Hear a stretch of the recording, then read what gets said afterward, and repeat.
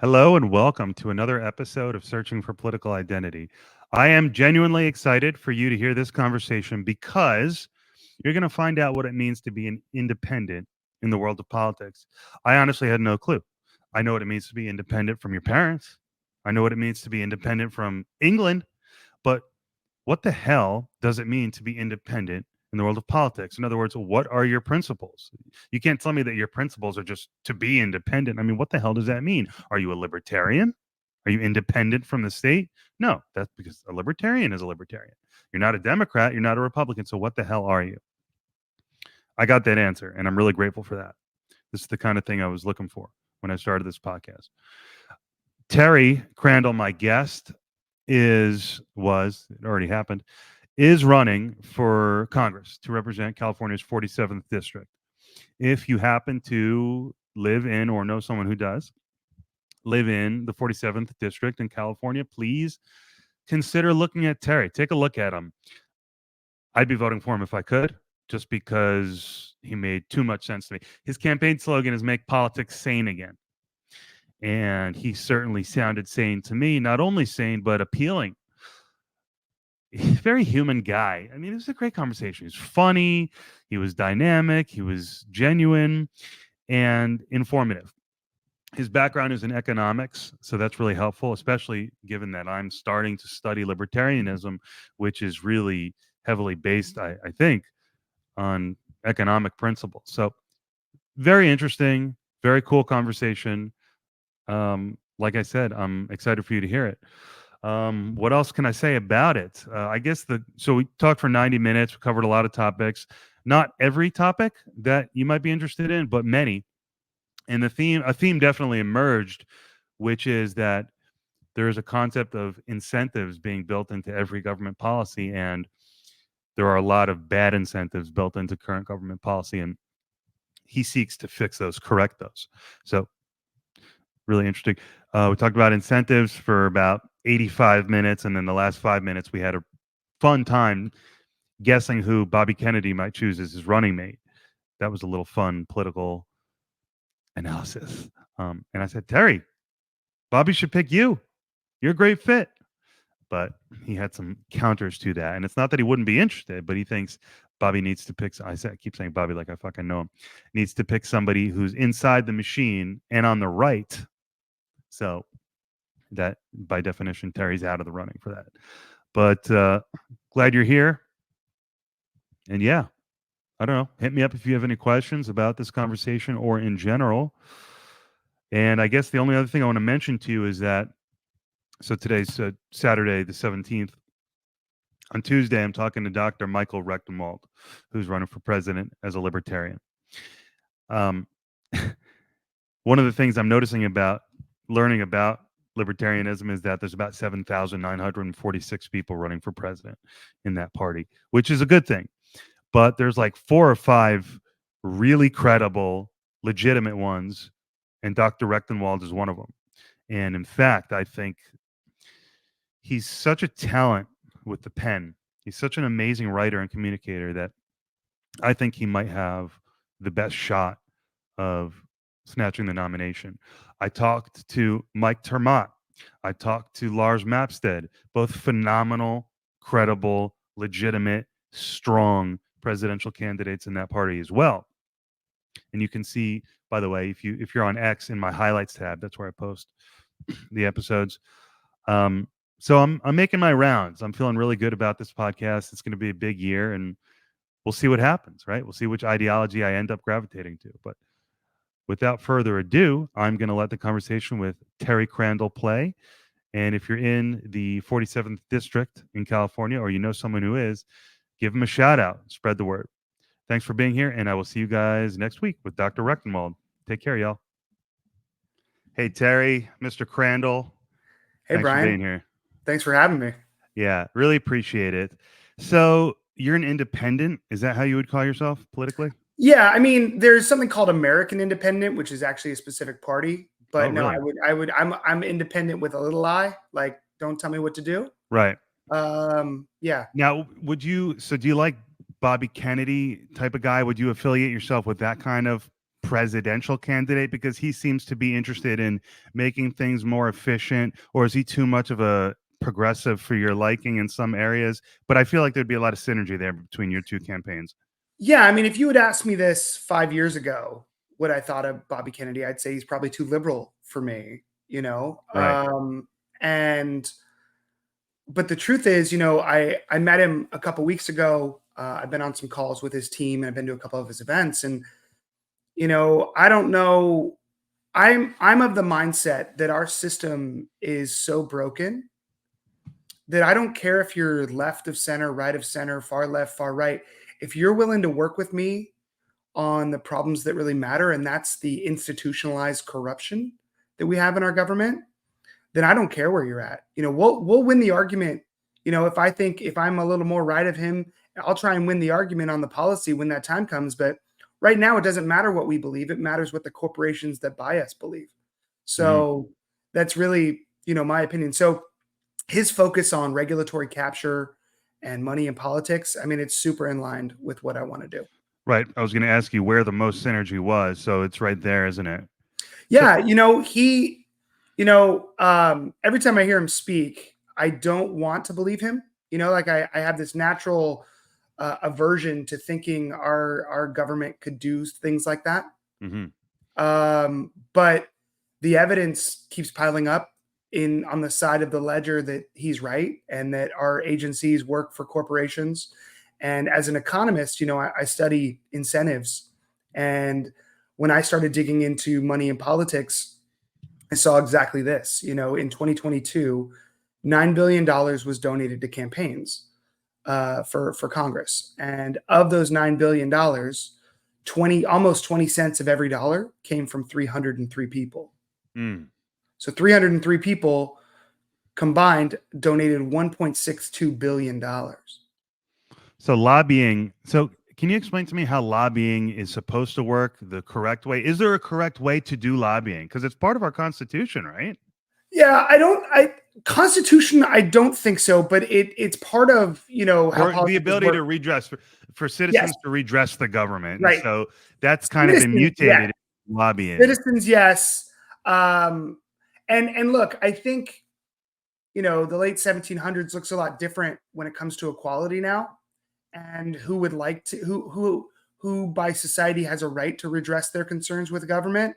And so we don't all have the financial access that those that back then they might have viewed want to redress problems might have had. So the way lobbying works is, and honestly, like the idea of it makes perfect sense, right? You form a special interest group. Maybe it's moms who want better healthcare. Okay, that sounds really great. And so they pool their money, they send someone to DC and they say, hey, we'd really like to meet you, Congressman Crandall. And I give them an hour of my time. And they say, look, moms in your community, they're really struggling with medical bills and they don't blah, blah, blah. And we need your help. We need legislation. And so that makes sense. But the problem is there's only 24 hours in the day, right? And there's probably only like 6 hours of the day Congress people work. No, that's an exaggeration. They work really hard for themselves. Right. And they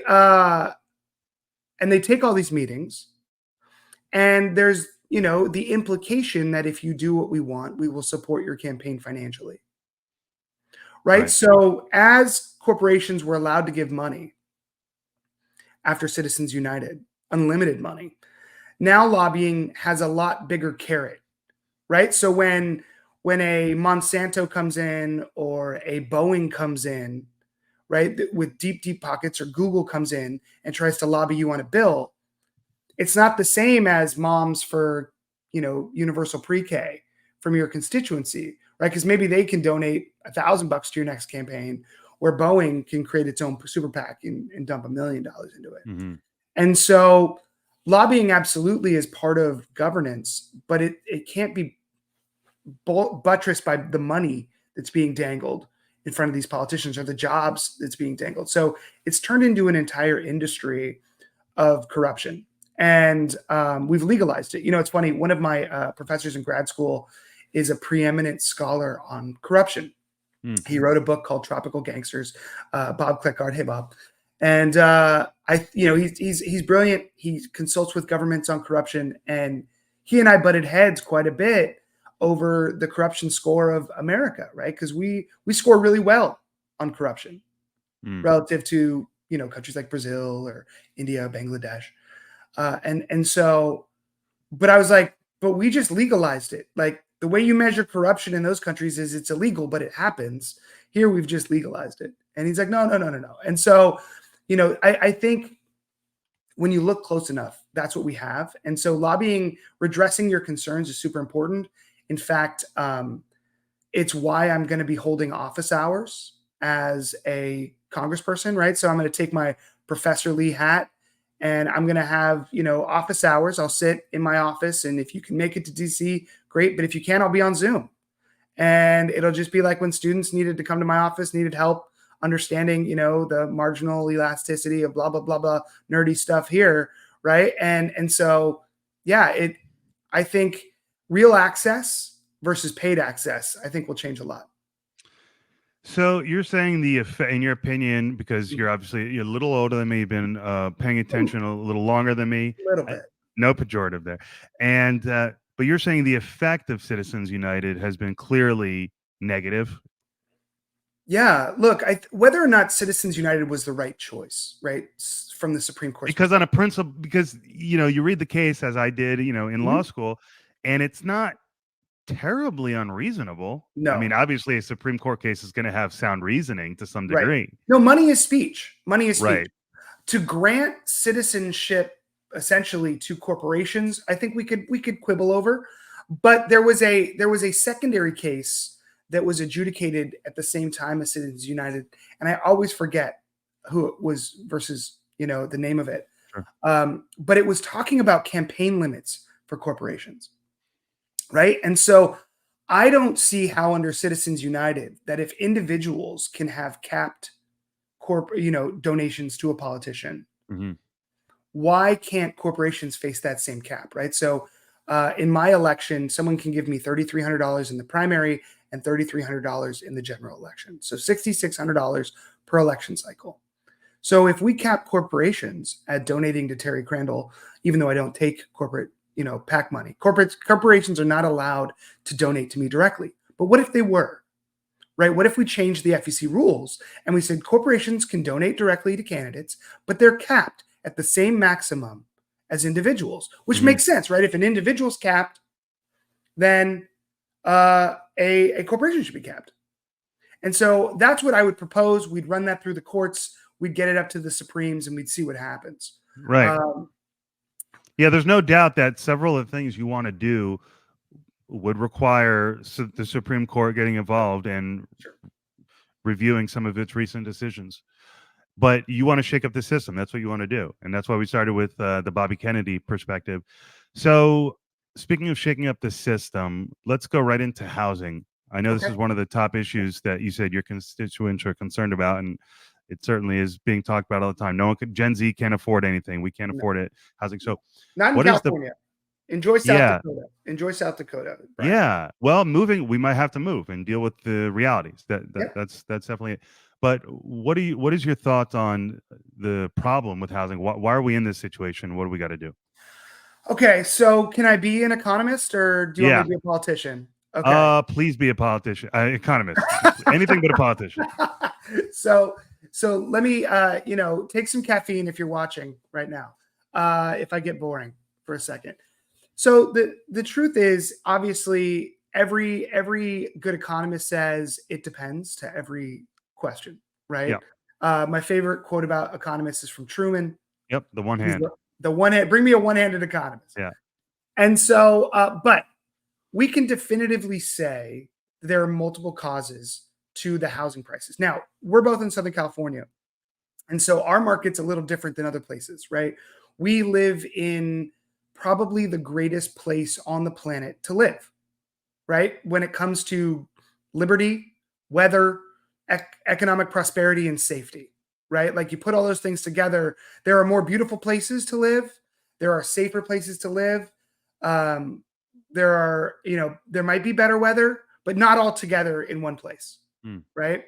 And so there's there's arguably infinite demand to live where we live. So a lot of my opponents talk about we got to increase supply.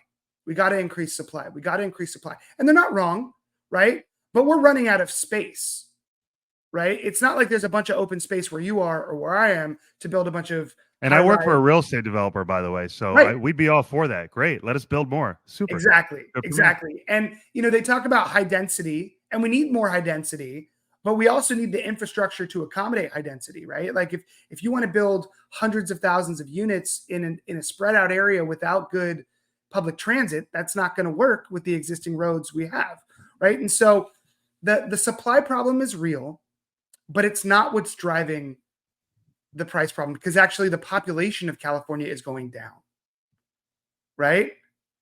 And so if we're talking about the California market, really, I think that in my area, in California 47, other than being the greatest place to live in the world, there's also a huge influx of foreign money, right? There's multiple houses in my neighborhood sitting vacant, owned by foreign buyers who are trying to hide their money from their government.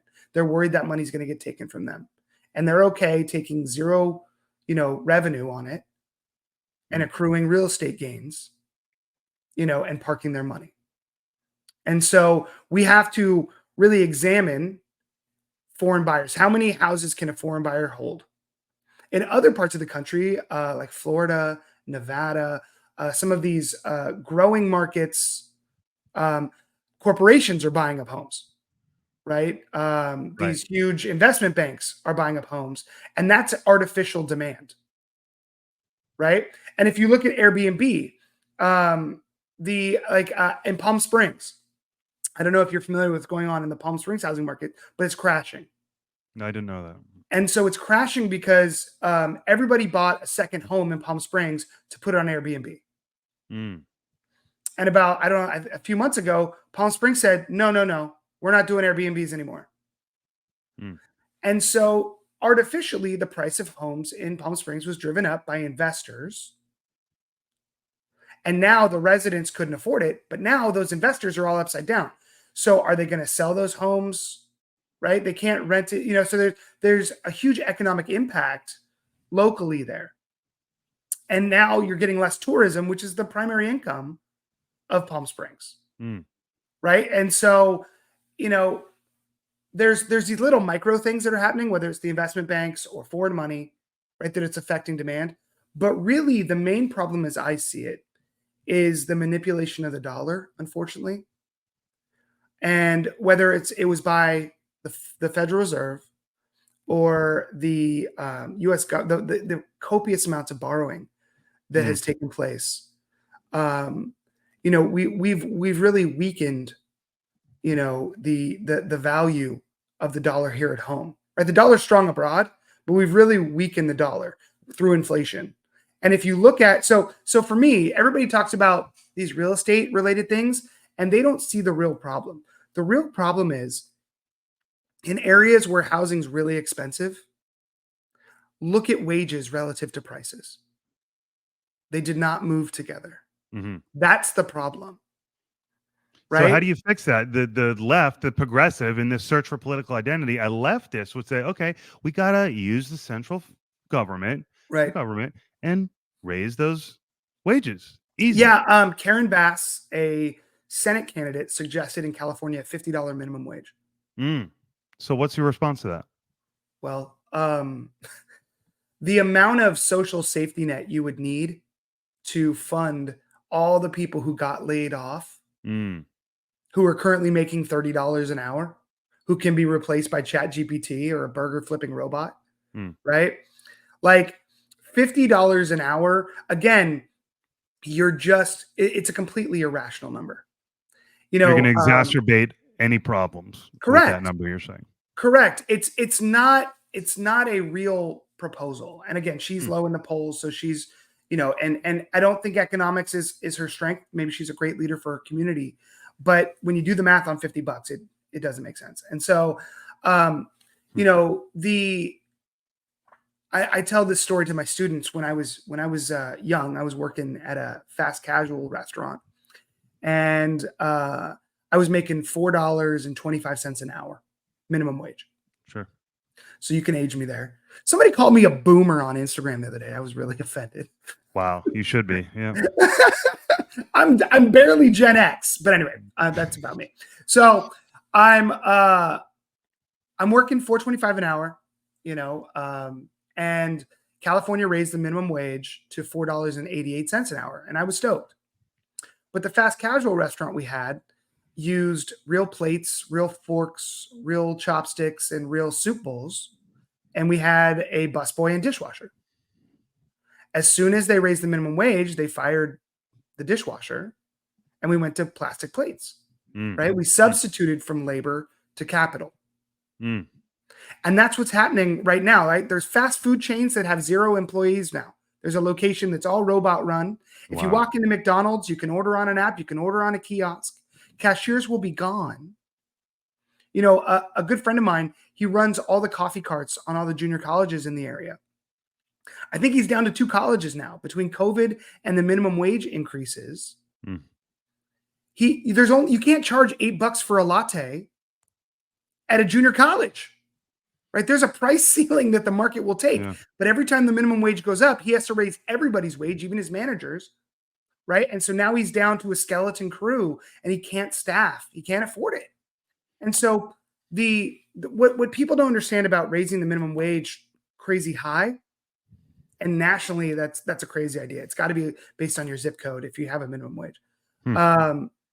But if you think about who buys products made by low-skilled labor, who eats at McDonald's and Taco Bell? Is it the wealthy in your neighborhood, or is it the people just trying to find the cheapest meal they can?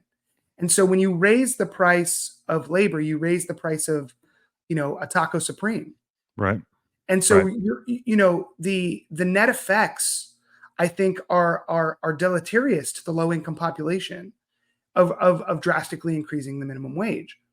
And so, I think that while many on the progressive left have great intentions for their policies, a top-down approach to market intervention hasn't proven itself very successful here in America. And I think that when we go back to housing, setting price ceilings or rent controls, that doesn't work well. That just creates a secondary market where people sublet. And it changes the investment structure for people to want to build new units. We have to look at what happened to worker productivity, right? Because in a competitive labor market, which supposedly we have right now, we have low unemployment, the economy is supposedly booming, right? And so people's wages should be going up faster than prices, right? If you can't find people to work, you got to raise what you're going to pay in the market. But we're not seeing that, right? There has been slight wage inflation, right? The growth in wages, but it's not keeping up with, we haven't caught up to the inflation we've experienced since 2020. And we certainly haven't caught up to the price changes we've seen in core inflation since 1980, right? So wages have been flat for 30 years. How do we fix that? Well, we have to examine labor productivity, and we have to examine who has power in America, right? My natural bend is free markets and libertarianism, right? Right. Which is where I'm starting to explore right now. So this is good. We're connecting in that sense. And I think, it's one of those things on paper that makes perfect sense. Right. Right.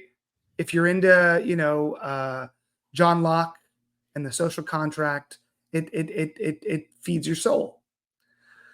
The problem is we're humans, right? Just like communism makes perfect sense if you believe in the centralization of power and you need someone to help you be better, right? It makes perfect sense. But when it's implemented by humans, it breaks. And so what we've had is our free market is no longer free. We don't have capitalism in our system. We have crony capitalism. We have corporatism. Right. And so that's why the income inequality has grown and the middle class has shrunk. those with money buy the laws they want that promote the hedge fund Wall Street structure of things, right? And that is rent taking from the middle class. Yeah, I wanted to go back to lobbying because I abandoned it a Yeah. little too quickly. You say on your website that most laws are written by lobbyists and that you want every bill to contain a list of everyone who wrote it. That's a really cool idea, like open source code, so to Right? speak, right? Just Right? show me Just who like wrote the put your damn name thing. on it. Yeah, Right? Like Coach Herm said, put your name on it. right. Like, That's really interesting. Among all these things that you have, a lifetime ban on lobbying, mhm, um, the banning on accepting contributions from PACs. yeah. I note all these interesting things, innovative ideas. I notice you don't have term limits on there, and I know it's not directly related, I guess, to Yeah. lobbying, but curious why you don't have term limits on your as part of I'm your a big constitution. supporter of term limits, but I don't think the Congress can pass them, right? That's a constitutional amendment, isn't it? Mm, okay, yeah, I guess that Isn't makes it? sense. I mean, I could be Uh, wrong. I'm not the lawyer, but I'm pretty sure. I mean, maybe if the House, but I think. I think it's an amendment. Okay, all right. Well, we'll skip that. All right, if it requires a Supreme But Court or Ro Khanna, I could be constitution. again. You're the lawyer. I'm not the lawyer. Yeah, well, So, I'm studying. I need to. I'm still studying. I got the exam in July, but that's all oh right. well, good luck on that. Thank you. And so because Ro Khanna is a congressman from NorCal, Yep. and he's a Democrat, Yep. but he had a great bill. Excuse me, there's something in my eye here. He had a great bill that he proposed in December that it put term limits for the House and the Supreme Court, and it put an ethics code for the Supreme Court, Hmm. but it also put the ban on lobbying. It put a ban on PAC money, right? It did a lot of the things that I really want to do. And I would definitely I don't know how I feel about Supreme Court term limits. Hmm. I think definitely we've seen our government get really long in the tooth to our detriment, whether it's in the executive, the legislative, or the judicial branch.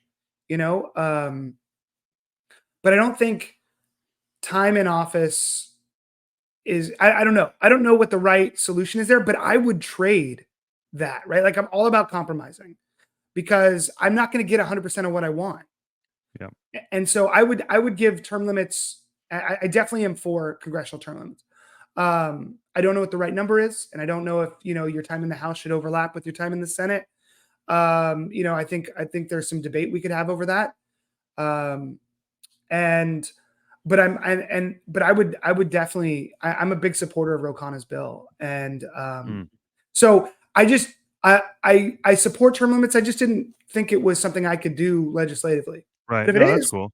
I'm down. Right. It's not something that you're opposed to in theory. Yeah. Yeah, but I also understand the argument against term limits, especially for the Supreme Court. There's something to be said about having an un how would you say um, a body that is beyond reproach. Maybe it's a horrible thing, but it's an interesting concept to have this very powerful You know, branch. I agree with you, but the more we look at it, right, the more we dig into higher education, right? So if you look at where our justices come from, Hmm. right? They come from like one of five law schools, except Right. Comey Barrett, right? Really, I think it's like one of three law schools. And so, as we look at different law schools and their approach to teaching the law and sort of whether activism through the courts is an appropriate use of the courts, Right. Big right? question. Um, I think that the lack of legal diversity on the court is actually troubling to me. Yeah, that makes a lot of sense.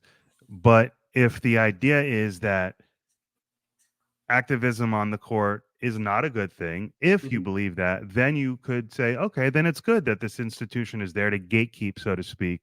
mhm. So it depends on how you feel about that. Yeah, it's tough. All these things, it's tough. It's like what is the best way to form a government? I mean, these are big questions, and Yeah. Look, I in think we're winning. We are winning. I mean, I think post World War II, um, we're testing whether or not we're winning. mm, Like if your parents probably grew up in the 70s and 80s. Earlier, even earlier. Okay.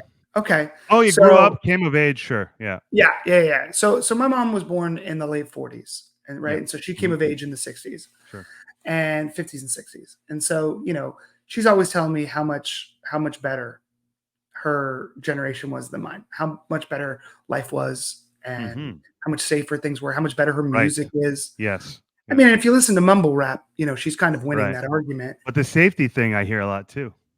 Yeah, I do hear that a lot. But and I looked at her, I was like, yeah, but you were white, right? And so but I'm like, but also remember why you didn't go to college? Because you didn't want to be a nurse, a secretary, or a teacher, because those were your options. Right. So was it great? And so Mm, every generation has it better than the generation before them, and they have their own problems. But I think the more I look at it, the more, you know, um, Eisenhower was right. The military industrial complex, right, was the first major corporatization of our mm, government post World War II, that's right? interesting. And I think we've gotten more and more corporatized, right? We had sort of this big Mhm, movement, this big baby boom, this big economic expansion. We became the clear top dog in the world, and the Cold War sort of fueled that. But then as people looked around, right, the pharmaceutical companies are like, oh, okay. And we went sort of back to the robber baron era of the late industrial revolution, right? I mean, mm, if you look at where we are now, and if you believe what Bobby says, right, about the poisons in our food and in our air and in our water, um, we're back to this place where we're being, essentially abused by big corporations. mhm, And so again, I'm a big capitalist, but 52% of workers work at small businesses, right? Like small businesses should have more market power than corporations, mm, right? If they formed a small business, lobbying group, they should have bigger weight than these big corporations, because they can garner more votes. But mm. it's not about votes, it's about dollars. Yeah, that's interesting. So we're catering too much to the needs of corporations and not enough to individuals, and apparently you can't do both at the same time, or at least we're not. Well, we're not, and so there's this really interesting study out of Princeton that looked at a longitudinal approval of laws and what was the probability they passed. And I can share the video with you to share with your viewers. I got it from Represent Us, which is a really cool political action group trying to get ranked choice voting and get money out of politics, stop gerrymandering, things like that. Um, and representus.org is who they are. Um, and they made this really great video to explain this Princeton study. And basically it goes like this, right? So they looked at approval ratings of laws and then whether or not they passed. Okay. And so they broke the population into two groups, the bottom 90% of income earners and the top 10%. So when you look at the bottom 90% of income earners, if 100% of them love a bill, right? If everybody loves the bill, it had about a 32% chance of passing. Hmm. If everybody hated the bill, it had about a 32% chance of passing. And if it was a 50-50 in that group, it had about a 32% chance of passing. And so it was almost like the approval of laws or disapproval of laws by the bottom 90% had zero outcome on whether or not they passed. Hmm.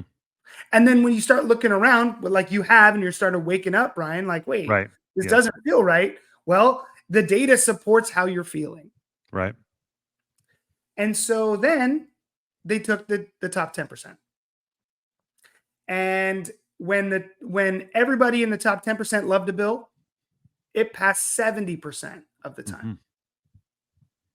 And when everybody in the top 10% hated a bill, it passed 0% of the time. Hmm. So this is an argument in support of democracy. We're saying democracy is better than that, Yes. right? Yes. If you can keep it, Hmm. right? And we're not keeping it. Because a lot of people argue against democracy, especially as you know, coming from libertarianism Yeah. and especially libertarianism. They say, hey, two wolves. Democracy is two wolves deciding with a sheep what to have for dinner. That whole thing. But assuming democracy is a good thing, let's stick with that. Can you explain to me the appeal, the allure of ranked choice voting? Can you tell me Yeah, what it so does? And are so you supporting, or do you support so ranked choice I voting? I wasn't in love with it, and then I ran for Congress as an independent in California. Now I would love it. But, Right.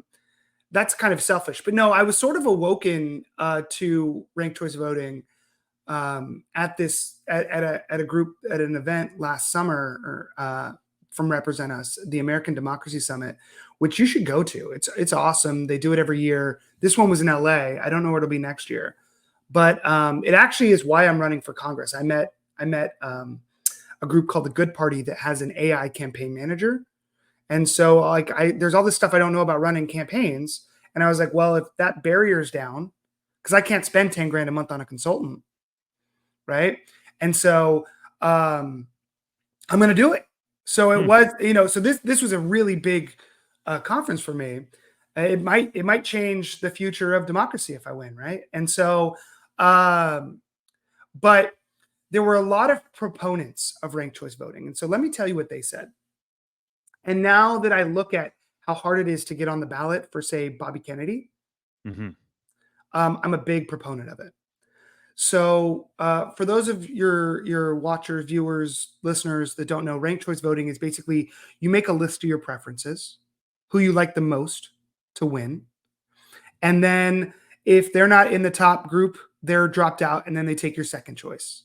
And if your second choice isn't in the top group, they're knocked out. And basically, you never have to feel like you're wasting your vote on somebody outside the duopoly or taking a chance on somebody with new ideas, or somebody that seems outside the norm, right? So maybe you lean Green Party, but you're like, I got to vote for Biden because I can't have Trump. Or maybe Right. you are, or maybe you're on the other side, right?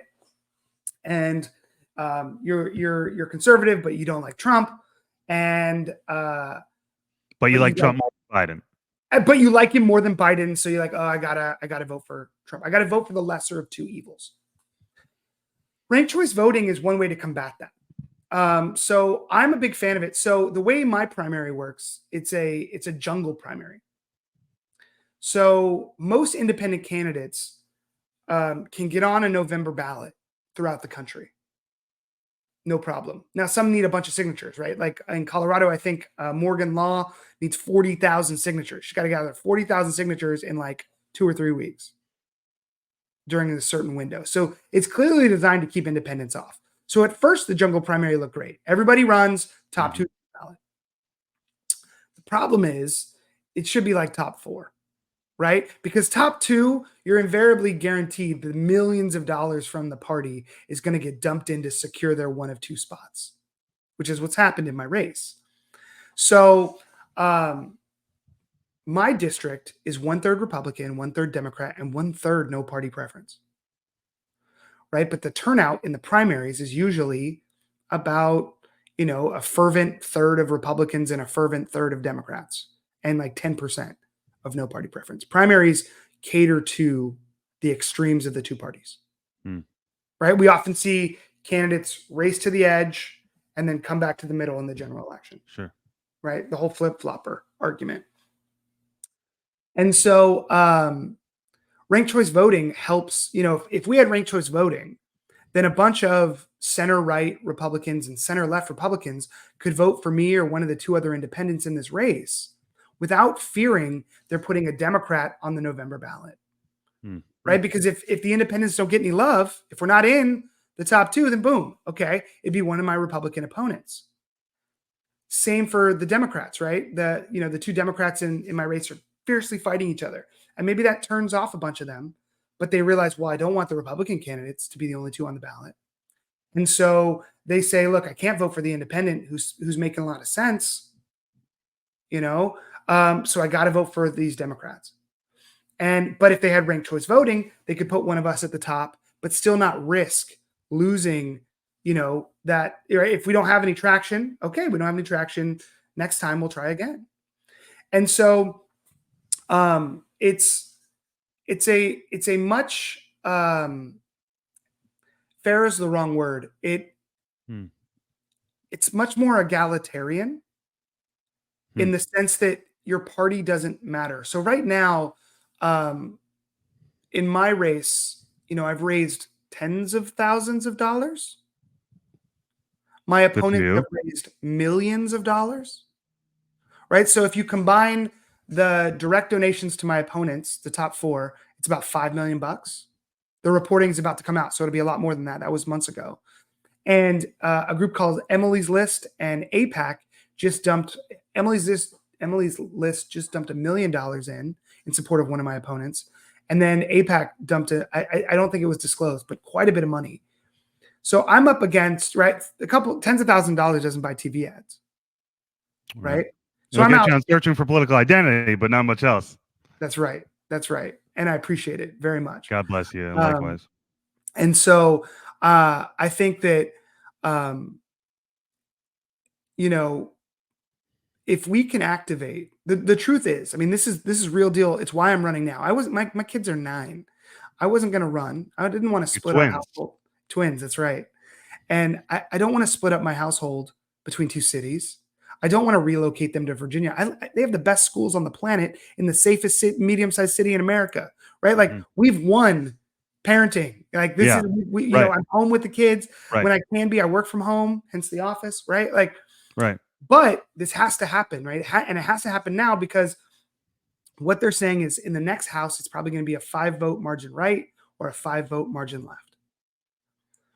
What if we got 5 independents in there, Mm. right? And I was one of them. Mhm. And then we're the tiebreaker on the speaker vote. Then we're the tiebreaker on the rules votes. Then we're the tiebreaker in every vote. And so we can create our own independent caucus and say, look, these are the 20 things we want. Which party is going to give us, this is the must have.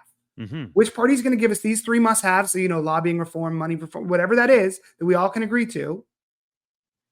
And then who's going to, okay, those 3. And let's say both parties say, we'll give you meaningful legislation. Okay, great.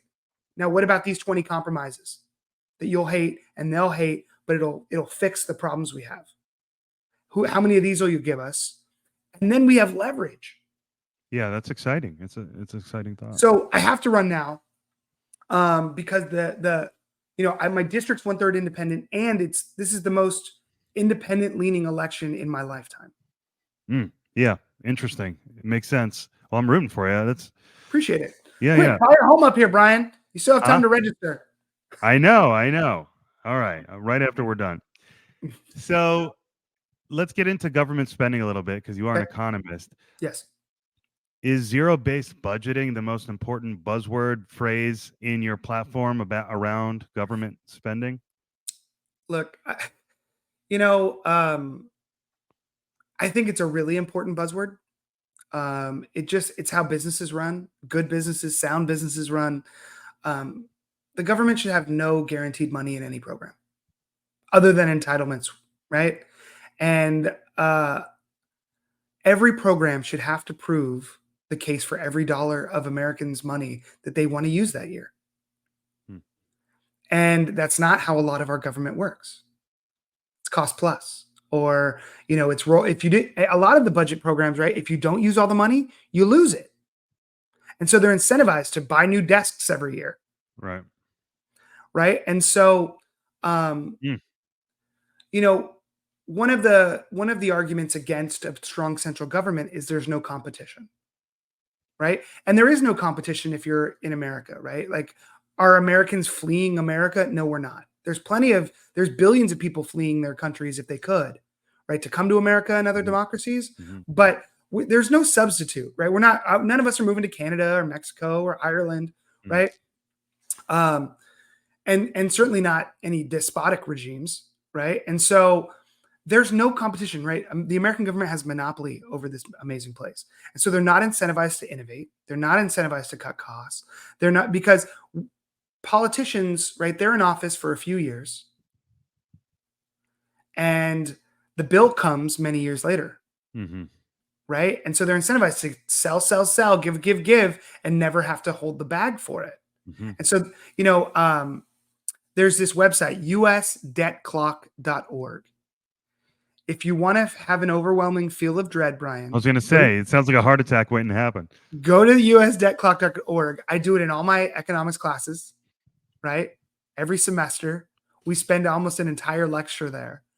And it's this ticker of the amount we've borrowed and all these cool statistics about it. And there's a time machine function. So you can go back to 2000, you can go back to whatever, and it's all adjusted for inflation. So it's real money. And or is it? We could argue if it's real money, right? If you're a real libertarian, because it was created with fake money. But it's real in terms of inflation. And if you go back to 2000, when Bush took over, right? It was the last time, I think the only time we had a surplus was the end of the Clinton administration. And Bush argued, hey, if we have a surplus, we should give that money back to the people. Whatever. It was a sound argument, maybe. But then we had these wars and we had this prescription drug benefit. And in 8 years, the Bush administration took $5 trillion in debt from all the previous presidents, adjusted for inflation, and grew it to 10 billion, right? He doubled the debt from our entire history. Mm. And that's when I was like, wait a minute, Republicans aren't, budget conscious. Mm-hmm. You started really seeing Right. the perverse incentives inside the government. Right. And then Barack Obama said, hold my beer. Right? And we went from 10 trillion to 20 trillion. So he doubled the debt again. Right? So during his presidency, we borrowed twice as much as we borrowed during Bush, which was 100% of all the money we'd ever borrowed. Mm-hmm. Right. So we're doing crazy things. Yes. And then Donald Trump said, oh, I don't drink, so hold my microphone. And then he borrowed, $7 trillion in 4 years. So that would have put him on pace for 14 trillion. Okay. So we went from 2000 to today, from 5 trillion to $34 trillion in debt. If interest rates stay flat, all of our bonds that have to re-up to cover that same outstanding debt this year, we're going to spend more on debt service, just on the interest, than we are on the military, which is our number one bet. Right? We spent $700 billion on interest last year and $800 billion on bombs. Like, when you say it like that, it really doesn't sound like it's serving the American people's interests. Our federal government. No, it's not. And so really what's happened is the government's stolen from us, right? And then given us inefficient programs that they say fixes our problems. Do your problems feel fixed? Is the border fixed? No. Do we have more gun violence or less gun violence? Right. Okay. Do we have more homelessness or less homelessness? Are there more poor people than the Great Society as a percentage of population, or fewer? So how do we become more efficient, with our money and our resources and our programs? Well, and this is where the hopeful person lives inside me. When we can arrest control from small moneyed interest of our government, right, and give it back to us, we can start regrowing the middle class, and then our politicians are accountable again to the people instead of money. And then the people, we know what's best for us. Mm. And we know when we're getting screwed, and so we'll hold those politicians accountable. Right now, you're choose from getting screwed one way to getting screwed another way. Mm. That's how people feel. Right. Right. And so you're like, all right, I'm just going to get screwed. So I'm not going to show up, or I'm just going to vote for the person, who looks like me or loves like me, or I'm sort of on the right, I'm sort of on the left. Okay, fine. Or they've brainwashed you into making part of your identity your politics. Right. Right. Like, I would say that most people in America have a giant hole in them. Right. Our society, we're all addicted to something. Mm-hmm. Right. We're all addicted to caffeine, food, tobacco, whatever it is, sugar, social media. Like we have this real problem. And that addiction, Mm, some of it's chemical, biochemical, absolutely. mm, But really it's, and this is where I get a little, hand wavy, right? sure. But there's a hole in us. Yeah. And we could go back and say, well, is it the sort of the death of a common God, religion? religion, sure. Right? Is it, that certainly plays a role. Mm, Um, but we filled that hole with stuff. Some people fill it with materialism. stuff. Hmm. Some people fill it with addiction. Some people fill it with their identity with a political party, Hmm. right? And that's become their church, Hmm. you know? And so when I say I disagree with policy X, they're We've saying become too emotionally attached, too entrenched. they think it's morality, right? So in the 80s and 90s, it was the Christian right that said the government should write laws based on morality. Mm, mm, And it was the left that said, whoa, whoa, whoa, whoa, whoa. We live in a morally relativist society. hmm. And the left won that argument, right? Because it's clear in the Bill of Rights, you have freedom of religion. So that means you can be Christian, you could be atheist, you could be a Satanist, Hmm. right? And so if you can be a Satanist and a Christian, right? Like if that's a choice, then laws can't be based on morality. Right. They have to be based on the social contract, Mm, on property rights. hmm. And so when we separate that out, that makes sense, right? So the left won the argument to me, even though I grew up, like in a very Republican household, right? They won. They won that argument, but then the pendulum swung and they said, look, the climate, you know, if you're against the climate, you're evil. If you're against rights for these groups, you're evil. If you're against Transgender ideology in elementary school. if you're against healthcare for all, you're evil. If you think a baby is a baby from the beginning, you're evil. Right. Right? Like, I really think that if you ask a pro-life person, why are you pro-life? This is the question that's missing from most political debates. Why are you pro-life? Mm, mm. Right? Yeah. Not why Are should I? you pro-life? Right? What was that? Not are you pro-life? Not are you pro-life, but why are you pro-life? And they might say, because I believe that life begins at conception. Right? And if you believe life begins at conception, then it's a logical argument you shouldn't terminate that life. I mean, it just is. Yeah. Okay. And then the pro-life person should say, well, why do you believe, why are you pro-choice? And they might say, well, I believe life begins at a heartbeat, or I believe it begins at viability outside the womb, and therefore the mother should have control over her body. Or moreover, I had a stillborn baby inside me. I had a child with genetic defects that if I brought to term, they would suffer for 18 months and die. Hmm. So I had to terminate that pregnancy, right? Like that conversation goes very differently when you Yeah. ask, but why? Hmm. And honestly, I think the answer to where life begins is an answerable question. And I'd be willing to spend money on science to try and find it. Mm. And then we draw the line there. But Right. that's a tough sell on abortion, right? To either side.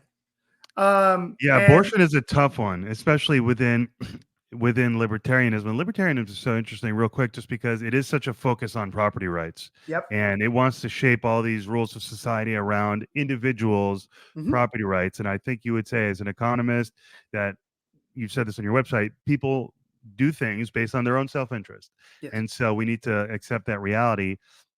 And the question about um, Bodily abortion, autonomy. Yeah. and you can tie that, you could look at the border situation, say, what do people have a right to do based on the control of themselves, and the fact that there really shouldn't be a role for the state. That's a libertarian view, but that's not really where you are. That's Mhm. why I wanted to start with the Kennedy frame of reference, because he seems to be a good government guy. This is what one of my most recent libertarian presidential candidates, really credible guy, this guy named Mike Termott. Yeah. Um, Yeah. I've been on a couple spaces with him. He's good. yeah, yeah.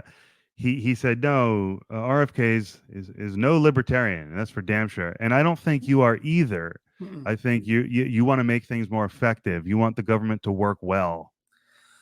Look, I think that I don't think libertarians have won the argument, right? Big L libertarians have not won the argument.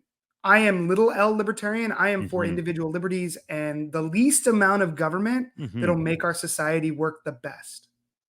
But I think that's a testable hypothesis. Yeah. And so, right, like you never hear the tax question is what's the right tax rate that raises the most amount of revenue and increases GDP the most? Because that's the only tax rate we should have. Mm. The one that raises the most revenue and supports economic growth. If it's 1%, it's 1%, and we got to do with that. If it's 45%, it's 45%. You know what I mean? Like Hmm. it's Mm. it's a simple testable argument, but instead it's about morality. You got to pay your fair share or don't take my money. It's like, Right. okay, Well, yeah, they say taxation is theft and the state is nothing but a monopoly on violence and a parasite draining from the productive class. You don't go, that's a little too, I don't want to use the word autistic because it's not, that's the joke thrown around within that community, I see. not to be crass, but that it's a little too hyper focused and they get stuck there. And that's why they call it autistic, right? That's a little too That's hyper really focused for you. That's really interesting. I haven't heard that, but a lot of genius is on the spectrum, right? Hmm. Like that's where Hmm. genius comes from. Right. It's such a focus on principle. They see the Right. principle, and that's what I'm Right. doing. That's what we're doing here. I'm searching for the right principles. And so Yeah. they see those principles, property rights, sovereignty, don't tread on me. There is no role for the state. Taxation is theft. The government should only protect my rights. Hmm. And they stay there. And It's look, I think that we just have to enumerate those rights, and then we're probably so. Do you have a right to a secure border? mm, Okay, well, there's the argument. Well, then stop the flow, right? Do you have a right to life? And if so, where does that life begin? yeah. Draw the line. Let's use some science, figure it out, Mm, right? Um, and so my question to say to libertarians is when you look around at your community and you see children being abused, yeah. right? Whether it's emotionally, physically, whatever it is, because that's really the source of 90% of our problems, right? Mm, Neglect and abuse of children. That's how we get mm, a cycle of violence. That's how we hmm. get, people who are willing to sell their soul for money, whatever it is, right? Like bad parenting is how we end up where we're at. We all have the baggage of our parents that we're all Hmm. dealing with or not dealing with, and that informs who we are. And so, who controls the rights of the young? Is it just Parents, the parents? And if so, can parents then chain up their kids when they're bad? right? Right? So where do we draw that line? And so Mm, I think that's sort of the bleeding edge of this mm, liberty don't tread on me thing. Is it the state's role to mm, protect those who cannot protect themselves? mm. That's it. That's it right there. And so that would account for some adults and children. And if it's And there, how do you do it in a way that doesn't exacerbate the problem, that actually helps those people, but yep, doesn't create incentives to right. grow that pool? Well, and so this comes to something that I don't think a term a lot of people know that I'd love to talk with you about today, and it's called the homeless industrial complex. Mm. Have you heard of that, Brian? No. So everyone I've ever met thinks homelessness is a problem. Right. Seeing people on the street gives them anguish, or some people gives them disgust. Mm-hmm. Um, you know, for me, it's I have this really vivid memory. I was in San Diego. I was in North Park, and I was driving through an alley, and there was a homeless man. This was years ago, 20 years ago, 30 years ago, and this homeless man was eating food out of a dumpster, and he was eating an egg salad sandwich Mm. out of a dumpster, and it was like putrid. Right. And I put my car in reverse, I drove back. You know, my girlfriend, now wife, was in the car with me. And I yelled at the guy, I'm like, hey, come here, come here, come here, come here. And I give him $20. I'm like, hey man, go buy a sandwich, do your thing. And he's like, thank you so much. I really appreciate this. And then he puts the 20 in his pocket and he finishes the sandwich. Right. That's drug money. I Well, mean, whatever it's, yes, excuse me, that, forgive me, but that you're not wrong. You're not wrong. You're maybe. not wrong. But he had decided his life was at the point where eating a putrid sandwich is normal. Yeah. He had Right? adjusted. He had adjusted a bit. He'd adjusted his expectations. And like, I have sort of like I'm sort of a sensitive guy. And I think like just that I was so downtrodden in that moment. And I always used to not, there was a large time in my life where I wouldn't give money to homeless because I knew it was going to go to alcohol or drugs. And then you're sort of like, well, but if that's what you need, like, because my $5 isn't that one sandwich isn't going to save you from homelessness. Right. So I mean, if that's how you're surviving, maybe who am I to judge? No, it makes sense. It does. And so there's all these probably well-intentioned people, right? I don't want to speak to their intentions, who've built their life around helping the homeless through NGOs, nonprofits, soup kitchens, service organizations. And they have tons of volunteers, which are amazing, but they also all have executives. And those executives are making their salary off homelessness. Mm. They're owning the real estate and housing the homeless, right? And so there's this perverse incentive, just like privatizing prisons, which I'd love to talk with you about as well, because libertarians, I was on board with that, but then look at the outcomes, right?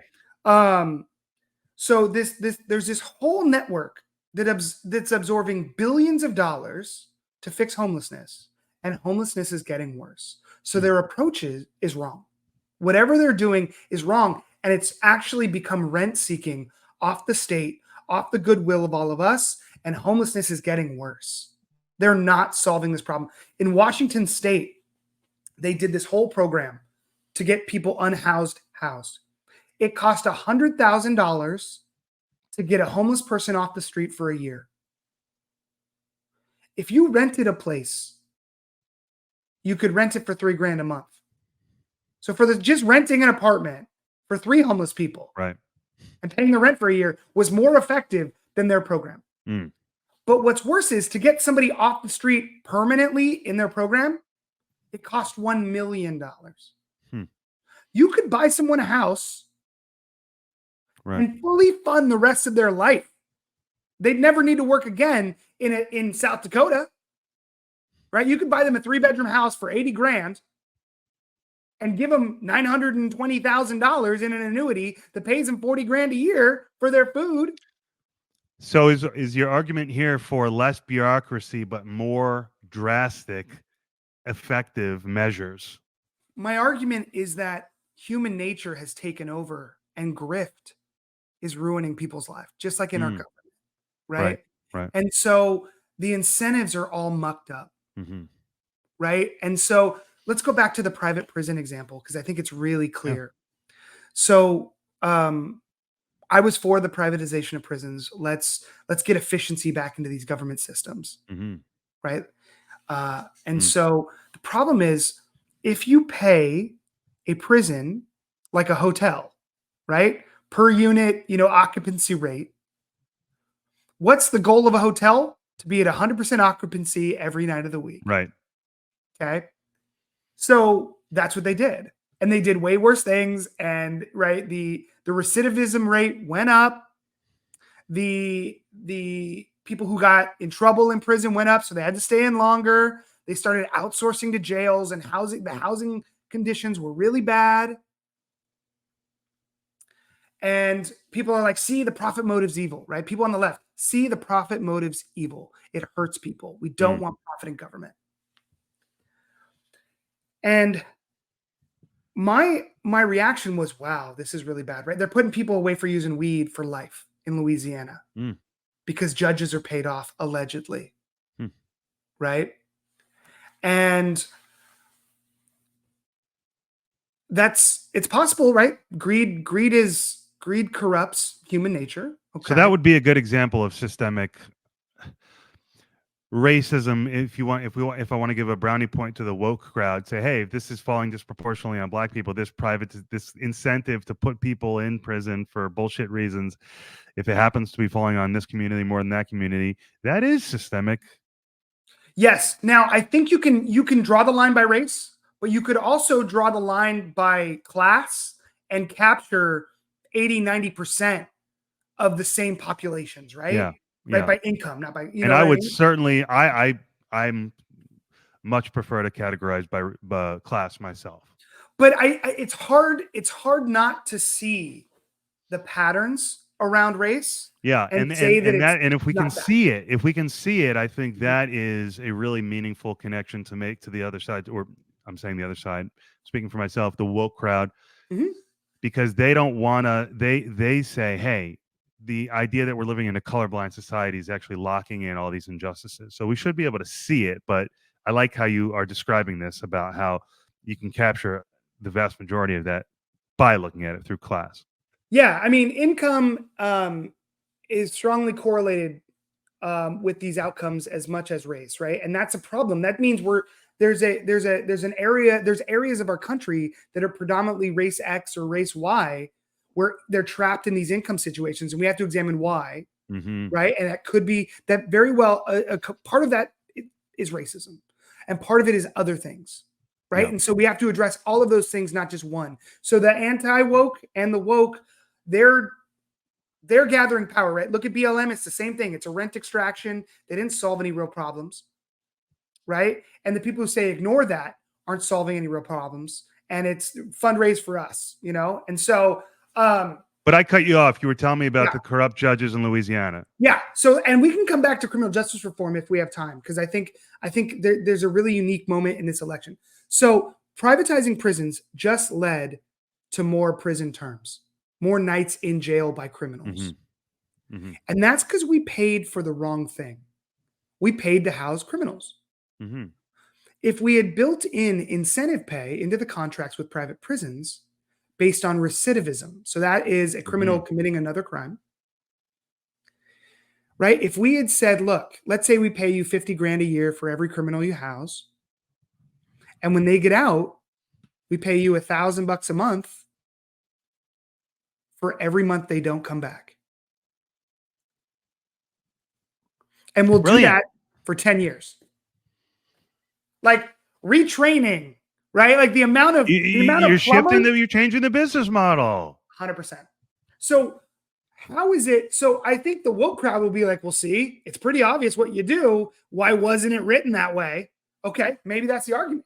Maybe it's institutionalized racism in their political party as much as the other political party to keep that group voting for them, right? And to feel that way.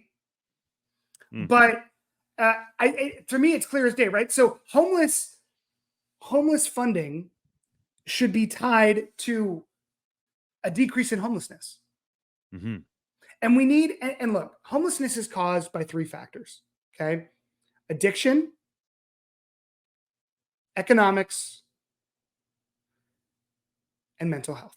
I was going to say other mental health. Right. Yeah. And usually those three things go together. Right. It's hard to keep your Okay. job if you're experiencing a mental health crisis. It's hard to keep your job if you're drunk or high when you show up to work. And you often compensate for your Unless you're mental a podcast out. No, I'm kidding. health. Yeah, unless you're your own boss like us, right? And so I think the treatment facility. So I am for enforcement of laws about sleeping on the street, about using drugs in public. Like we have to go back to where we were and petty theft. We need to enforce those laws, not We want to get enforce. these people off the street. Let's do law and order. Terry Crandall. He wants to round them up, essentially. And then what? But I think they should all go into diversion programs, into comprehensive treatment facilities. So you can't just go get treated for your mental health issues and not get treated for addiction. Right. Holistic. Right? You can't just go in for your addiction and not get treated for mental health. And in both of those situations, if you come out with no economic opportunity, you're going to end up back on the street. So we need these holistic mind, body, spirit, skill Mm-hmm. facilities. Mm. right? And we have to, there's a mental health crisis in this country across the entire population. Look at the SSRIs all the way down to the people living on the street, right? Look at all of our addictions that we talked about. Mm-hmm. And I think that we need to be real men and women and talk about it. We need to be strong people and share our journeys through figuring out our damage. Mm-hmm. Like, let's own it. Right. And so I think that, but we need these holistic facilities. And it's actually, Bobby talked about this in an event in LA a couple weeks ago. And he has an idea for a facility sort of designed after these really high-end facilities for wealthy people that you have to commit to going there for like 4 years. Just whatever Robert Downey Jr. did, just model that. Yes. Yeah. But they teach them farming or they teach them skill. Like, honestly, like if we could teach folks, if we can manage their meds, right? Because a lot of this is schizophrenia. And if we can look at why we have so much mental health now versus the past, some of it is we closed down all the facilities. Right. But, I could definitely see a place where there are some permanent residents of these facilities who work as their career in these facilities, but keep getting the mental health and access to meds that they need. Right. While there are transient members, no pun intended, into these facilities that get the treatment, can overcome their mental difficulties, check in at quarterly with their meds, get that checked out, right? And be productive members of society. I don't think that these people belong in jail. Sure. I don't think I think they're in jail. But you think the public, though, that is not homeless deserves the right to walk down C Street in San Diego, downtown San Diego, without seeing them? You feel that way? I think it's actually the opposite. I think these people deserve the right to be untrapped. You know what I mean? Like there's sort of that hobo homeless, right? Like that wants to live. That's not what we're seeing. People riding the rail and living free in their 20s, right? Or in their 80s, right? That the guy with the stick in the bag, that's done. These are people trapped by addiction and mental illness, right? So we need the empathy for them, not me stepping over them, right? Does it bum me out? Sure. Am I mad that if I live on that street in my property, whatever? I don't give a crap about you. Sorry, that's not why I want to do this. I mean, let me rephrase that. I give a crap about all of you, right? But I think we'll clip that. We'll put it on your campaign. No, keep it in. That's fine. But I give a crap about the people suffering on the street. And what we're doing right now is bullshit. The homeless industrial complex is taking the money for themselves and not fixing the problem. So there's a role for the state, according to Terry Crandall. There is, because there are people who need help. And look, if libertarians were right, the Red Cross would fix this. Right. Like how many libertarians have formed a homeless, service group? And of course, the counter argument would be there. Well, the government's taking so much of my stuff that I don't have the means at this point. Sure. But it's very interesting. But the argument here from you is no, there's a role for the state in society. And like you said to me, in today's society, we might get to, anarcho-capitalism. We might. Right. But we're not ready to flip a switch. Right. That's where I say too, like, okay, if I get to the point where I conclude that anarcho-capitalism is the most ideal form of society, you can't flip a switch. And so that is kind of one of the more interesting things to me, is to say, okay, well, what would the 20-year plan then be? That's a really interesting concept to say, okay, let's get the inequities out of the system. We've been screwed up, so we got to fix it and taper off, maybe. Look, if I think the Department of Education has failed. Okay? Like, I don't think we can look at them as a success. Yeah, you say school choice now. What does that mean? Well, so I think every family should get a voucher to use the money that their tax dollars are going to the state. The same money that the state spends on every student should be completely transferable to a private school. And the Democrats are generally against that, right? generally. And Yeah. that's because they're funded by the public employee unions. Unfortunately, yeah, it's a direct line. Right. You Hmm. know, I've been at dinners for Democratic candidates, like fundraising dinners, and the union members stand up and say, I support you. You always support us, right? And I'm just like, Jesus Christ. It was the mail workers union, it was the teachers union, it was the hotel workers union. And look, like take Katie Porter, who's running for Senate here in California. She's like, I don't take corporate PAC money. That's true. But you take SEIU PAC money. Or, you know what I Hmm. mean? You take the interest groups that represent labor's PAC money. Like, So here's I the don't think independent coming out of Terry. yes, yes, yes. Or you'll say like, so I think and there's just as many interest groups on the right, whether it's the NRA or whoever you want to fight with about on that are funding candidates on the right against Mm-hmm. the will of their constituents. Hmm. So yeah, I get fired up about this. Yep. So maybe we can end it here. Okay. Gun violence. Because this is Yeah. another Oh, strong. thanks for the easy one. Well, it'll be a good place to illustrate how you feel about Yeah. the role of government once again. What should we do? It's clear in the Bill of Rights, right? Well, maybe it's as clear as mud, but it's there. So what do we do in this increasingly, what's the word, Okay. fractured, So who do I want to angry? lose right now? Who do I want to lose? The moms in 47 or the gun owners? Okay, let's talk about it. No, Lose I want to someone, talk go. about it, and I want to tell you how I feel. Yeah, you have to. And I'm a gun owner. I'm a gun enthusiast.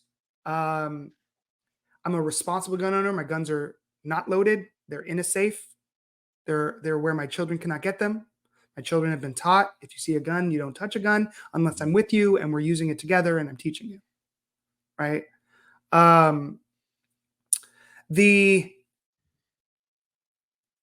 This issue is really salient, obviously, right now, given everything that's happening, but also in my community, right?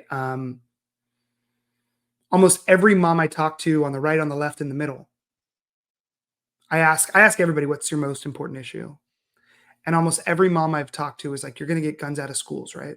They're scared for their kids. Uh-huh. And I get that fear. I get it. Numerically, I don't know if there's something called the availability heuristic. When there's an emotional event, in our filing cabinet of a brain, we file emotional events in the front of the drawer, right, and unemotional events in the back of the drawer. I think Neil deGrasse Tyson, the famous astrophysicist, got a lot of crap a couple of years ago for making this argument that, hey, I'm sorry, guys, statistically, it's not really up there, but emotionally, of course, it is. Is that what you're saying? Yes. And so our brain remembers plane crashes and terrorist attacks and school shootings at the front of the file. When we open the plane drawer, it's, oh my God, a piece of plane flew off. And the demonic events of Uvalde will be right up there. Will always come top of mind. I mean, or Kansas City, right? Like everywhere, or Sandy Hook. Like, but Uvalde was so gross. I mean, I won't even use the language to describe the bodies, Right.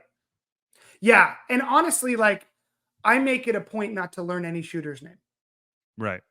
Right. And the names in my head that I already know because of the media, but I don't watch the videos. Yeah, I think that's a great rule. No publicity for the shooter. I never use their name.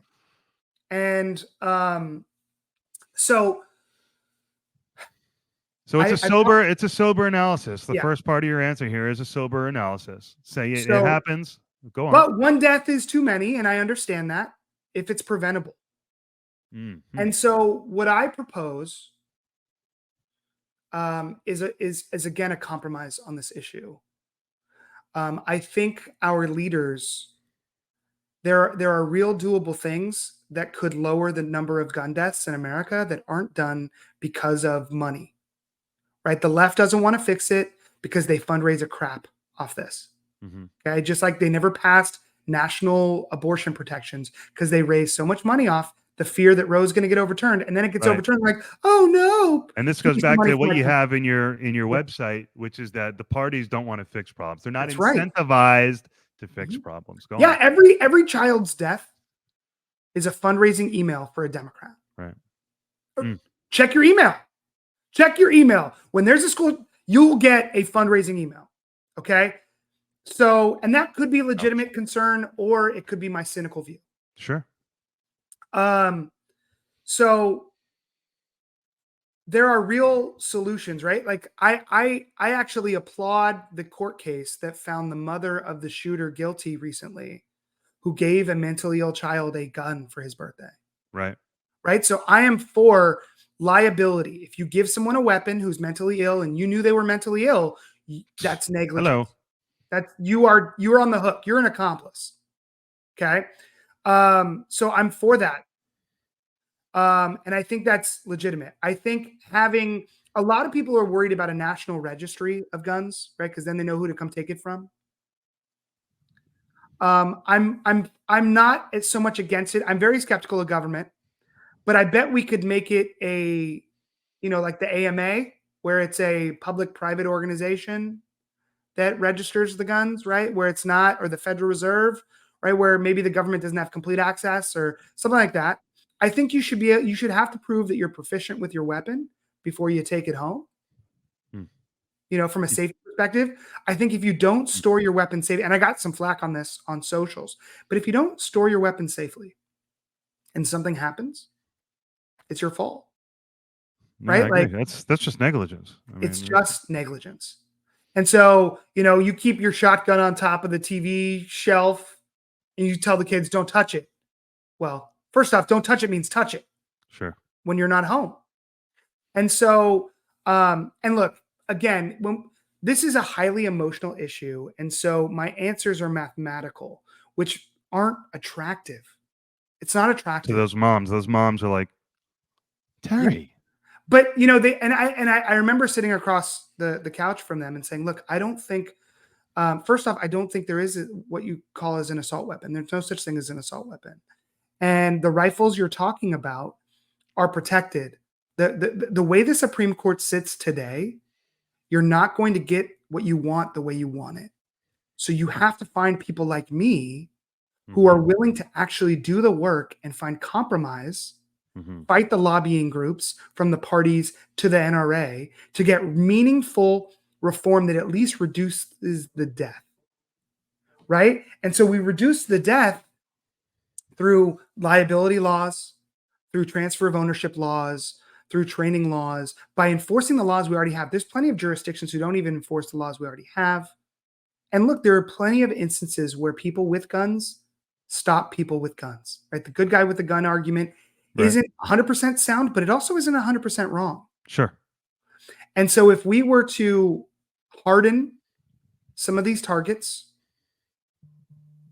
and if we were to treat the real problem driving gun violence, it's mental health and income inequality. Period.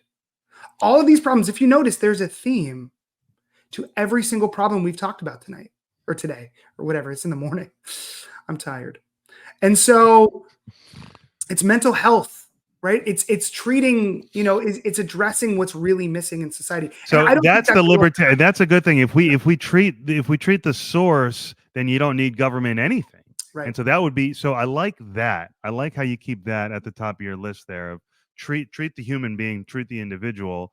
And that might require government programs, but it could be devastatingly effective. But Brian, let me tell you something. I don't necessarily think the government can do that. It certainly hasn't proven it can. Right? Look at the child welfare system, the foster system.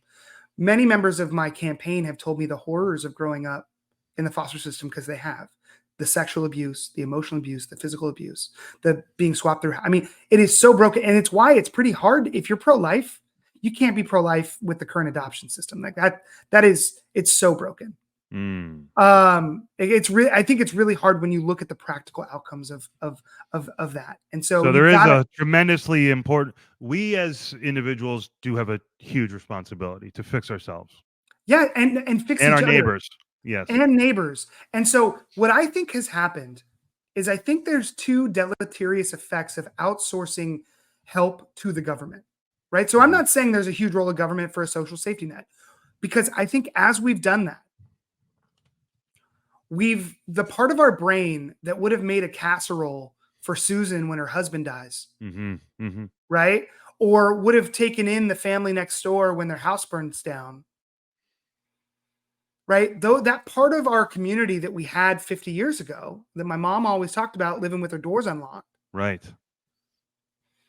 we started outsourcing through the Great Society. We started outsourcing government, care for our neighbor to our government because we were told to be more efficient, right? The economies of scale of helping the poor, right? We could do it better. And sadly, they haven't. And I think what's worse than just the failed Great Society is mentally, as we said, okay, the government's going to take care of that, we stopped thinking about it. Right. We stopped holding ourselves accountable to take care of our neighbor, and we became more and more insulated. And as we became more insulated, that's when that mental health problem started because we're Mhm. we're herd animals. Mhm. And the more we isolate, the worse we get, right? It's this negative feedback loop. And so, you know, um, I heard Glenn Beck say this once, and he was talking about walking through Central Park in New York, and a trash can was tipped over. I think he was there touring colleges with his daughter, and he thought to himself, "Man, the Park Service really needs to clean up this trash. It's everywhere." Wait a And a minute. few steps later, it hit him. He's like, Right. "Holy, holy, holy crap!" Right. Right? Because if he was walking down Main Street, Iowa, right, you'd grab the trash can, you'd tip it back up, you'd pick up the pieces of trash, and Right. you'd put it right.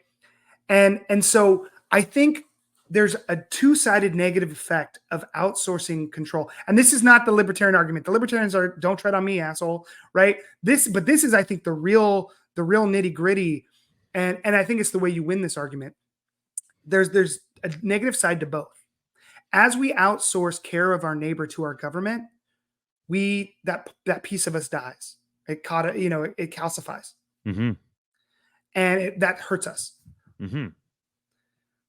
But also, it hurts them, right? So, like, I think that being on the dole, as it's called in old timey economics, right, getting government benefits is deleterious to one's mental health. I Mhm. watched it in 2008 financial crisis. A bunch of my friends got laid off, and they got tons of unemployment money, Hmm. and they were making 80%, 75% of what they were already making. They didn't have to work, and what they got high all day. They were depressed. They played video games and they got high. They Mhm. didn't do anything productive with their life, and they felt Mhm. like crap. Yes. I looked at it. My mom also got laid off during the financial crisis, and she was this strong She was single hitting the mom. bong like none other. Oh my god! Actually, it was lines of crystal meth. And sorry, mom, rest in peace. The I I watched her as I started paying her rent, and what happened to her mental health and her physical health began to deteriorate. And then I bought her a condo, which was always my dream to buy her a home growing up because we owned a condo for like 5 minutes Right. in the 80s, and the rest was we all rented. And that dream essentially killed her, right? Mm. Being beholden to me, right? It killed her. She was this independent, strong single mom for so long. Wow. And so, it's anecdotal evidence, but I think receiving those benefits really hurts Caused a lot her of. to recede. You were more. Mhm, That's what I wrote down. More government equals more isolation. mhm. More support. Yep. The more support that you receive, the less you're doing it yourself. Meaning, the less you're engaged in the world. Mhm. Yeah, and then as the recipient of those benefits, right? Your ego or like, I think all of us are, or most of us have this productive nature, and Right. when we're unproductive, we're depressed, Mhm. right? That look at the COVID depression, right? The Zoom calls, the lack of interaction, Right. like the fear, like all of that Right. just it blew all of us up. Yep. Builds. Mhm. And so I think being on, like, so my mom refused to take those benefits and we struggled every month. I never felt poor, but she wore the same pair of shoes for 10 years. Right. And so I found them later with all these holes, right? Mm. In the sole. And I didn't Wow. know. Wow. And it was, but she refused to take those benefits and she was tough as nails. Mm. And I remember, every toy I had, if I broke it, was like, oh my God, this was my one GI Joe, or this is my one Lego set of this, like this, and I was distraught. Or my friends would lose pieces and didn't care, because what my mom would do is we would rent a place, the cheapest place at the edge of a rich community with great schools, right? So Wow. I never felt, like we were living in poor areas. I had amazing education. I always, I had plenty of great life experiences because my friends' parents would take me everywhere and do stuff with me. She was brilliant. Yeah. And the but then if you look at people who have so little but are on government benefits, you could argue they don't have time. They're working two jobs or whatever, and they can't care for their thing. Our house was spotless, even though my mom worked, 8-10 hours a day. It was spotless, right? I used to tell her she loved the carpet more than me, right? If I got a stain on it, right? It was meticulous. And um, it was that like self-ownership thing that she had pride. Even though we had Right. little, she had pride. And I think when you take away people's pride, that's when we get this devolving, commitment to education and self-worth that we see in a lot of our most impoverished areas. And Hmm. so I think there's a big effect there. And so a lot of people don't talk. I've never heard anyone talk about this. Yeah. Well, again, you're flexing your independent muscle here, Yeah. because Yeah. no Democrat that I can think of would talk about that. No, no, no. And I'm going to get labeled something for what I just said, but No. I'm okay with it because it's from my heart. It's not like I'm judging people. I know what it felt like when my mom was taking care of me between when she kicked me out when I was 19, right? Like I knew about how my self-worth changed when I Right. had to bust my butt. No, I feel the same way. And I look Yeah. at my own life. I go, I've been very fortunate. I have a great family, and they've been very supportive. And I have reflected in recent years about how, hey, maybe if I was out on my own earlier, Yep. things would be actually better. Would have been Yeah. better sooner, actually. And I think we're going to look back on your whole generation and see this pattern. Some of it might have been necessary given the circumstances of the day, the economics, the pandemic, all that stuff. The crazy inflation of college tuition relative to incomes, right? There are hurdles in front of your generation. I don't know if they're the same hurdles that were in front of my grandparents' generation, Right. you know, They're not and that high. they survived, right? I don't know if it's the same hurdles that were in front of generations fleeing the Cold War or fleeing the Viet Cong that have come over here and found success with nothing, and But so they are structural hurdles. and it's not something that I'm trying to belittle, right? Right. And I don't mean to, you know, um, every generation wants to tease the next one, right? So, I'm sort of a zennial, right? I'm like a Gen X millennial cusp. So, if we were talking like zodiac signs, and so I'm like right on the edge there. And so um, I think when you hear older people make fun of millennials, it's because they're projecting the flaws that they see in themselves materialized in another generation. That same thing when you make fun of a fat person or you make fun of a short person, or it's just insecurity. So don't take it to heart.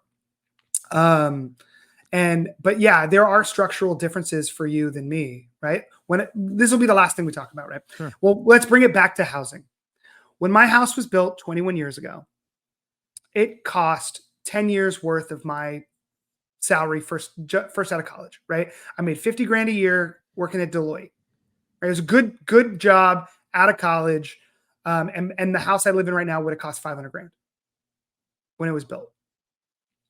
I bought it about 10 years later for $865,000.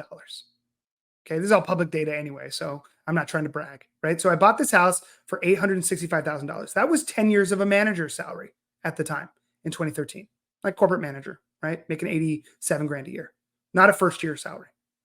So it had already gone up, right? My same 2,200 square foot starter home had gone from 10 years of a first job to now 10 years of a manager job.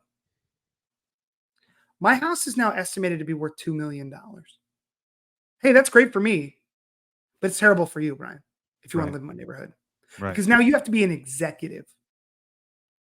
to afford to live in my home. Or you have to have the two parents working at executive levels, right? Right. At a small business, right? You need 2 six-figure salaries. I think a lot of people in my generation are going to have to get comfortable, as we talked about earlier, just moving to where you can afford it. I think labor, and that's the thing. Your generation born in California, you got hosed, man. You got a taste of where everybody wants to come, Right. right? And so some of you will be able to afford it, and some of you won't, and it's not fair. And you don't have, Right. saying it's not Yeah. going to No, get you the to only vote for me. reason I'm living in San Diego is because I have a connection to a real estate developer, and I'm super struggling. I mean, don't get me. Let me rephrase that. I would be much better off living somewhere more affordable, Mhm. and I am thinking about moving right now. No, but yeah. And look, I think we need to. That's an economic policy encouraging labor mobility. It's something we don't do, right? There are poor people trapped in dangerous communities that we could incentivize to move to very prosperous, North Dakota has so much natural gas, right? If you drive a truck in North Dakota, you make 250 grand a year. Now rents are out of control, Right. Right. right? But if you live outside the city, you're okay, Right. right? And so there are these Mm. economic opportunities happening outside California because California is kind of bad for business. And so our forefathers, right? Like think of the people who moved west across the plains. Watch Yellowstone 1883 and watch what people had to go through on the wagon Right. trains to get here. That was even worse than what my grandparents had to go through with the world Right. wars, Right. right? Like we are so privileged, you and I, Brian, to have lived through these generations that we have Right. no idea Too what privileged, quite possibly. 100%. It's why I'm overweight, right? Like we are, and again, um, it's one of the reasons I got to run to try and help things is because I have this privilege, right? Whether Mm. it's race or income or whatever, luck of being born here, or how I look, right? I'm insanely good looking, right? And so it just You're makes hot. all the doors open. Some guy called me a boomer. I'm 45, you son of a. So the I think that we gotta we raised a lot of people to think they could be anything they want, to do anything they want, Hmm. and not and we didn't let them get bullied, even though bullying's wrong, Hmm. right? Like Coddled them. Too much coddling. I was the smallest kid in my school, not my grade, Wow. school, boy or girl, until 8th grade.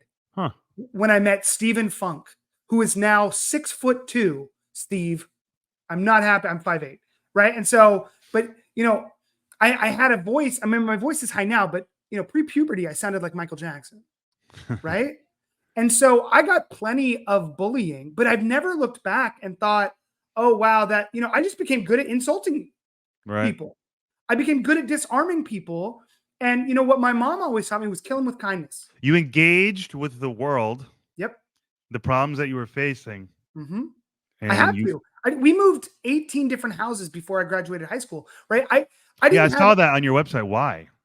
Why? Well, we just never found our spot, right? Like finding a place we could afford with a job. So my mom didn't have a college degree.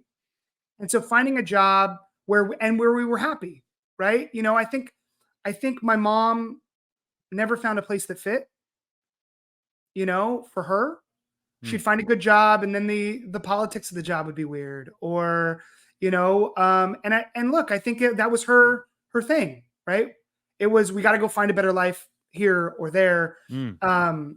And a lot of it was for different jobs she would move. Um, I say we were running from the FBI, but we weren't.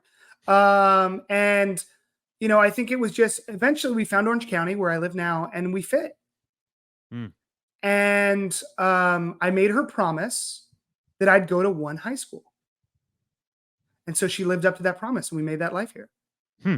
And I met my Wow. wife there, Right. That's amazing. and I love Orange County. I want to live everywhere in the world, right? But my wife is like, no, she's my rock. We're not moving. I would have moved 5 times by now since we were married. She's like, no, no, no, Hmm. we're not moving. And so I think like But yes, I had to be resilient. I had to go out. I could have turned into a Columbine kid. Right. I could have looked in on myself and blamed the world and whatever. But my mom, she taught me, to be me, to be secure. And that's what we aren't teaching you, right? With sticks and stones don't break my bones. Like, who the hell cares if somebody called you short? You are short. Get over it. Hmm. You can't change it. Right. And so when Well, she taught oddly, me, you see those leg extension surgeries I now. thought about it. So I thought weird. about it. I Did you? saw it in Did you? Gattaca. I really did. Yeah, Gattaca is an amazing movie. Yeah, It yeah, was. It was. yeah. But And they're doing it now. yeah, now it's much more prominent. But again, now it's too late. Like Right, I'm in my 40s. I got right. my girl. Your goose is Like cooked. Yeah, you're I'd done. love to be able to dunk, but I can't. You I know can't. what? Lower that hoop. You'll be Yep. fine. Yep. Little That's right. little No, easier in that's the what gym. we did for the kids. Shit. Suck it up. Suck it up, Terry. And Right so on. I think like what I would do, and this is what I try and do on Twitter when somebody comes at me, right? My my mom taught me compliment the bullies. Hmm. Compliment a bully and see what happens. Oh, And interesting. so I got bullied a little bit, right? And I remember getting bullied actually by this very large girl in fourth grade. Hmm. Um, and tease me and all this stuff. And I look at her and I was like, I really like your shoes. Wow. I see. Literally opened my jaw. Like, what do you? I literally was like, what did you say? And she goes, "What? Right. What?" I'm like, "Yeah, I really like your shoes." And I did. I really Right. like your shoes. They're cool.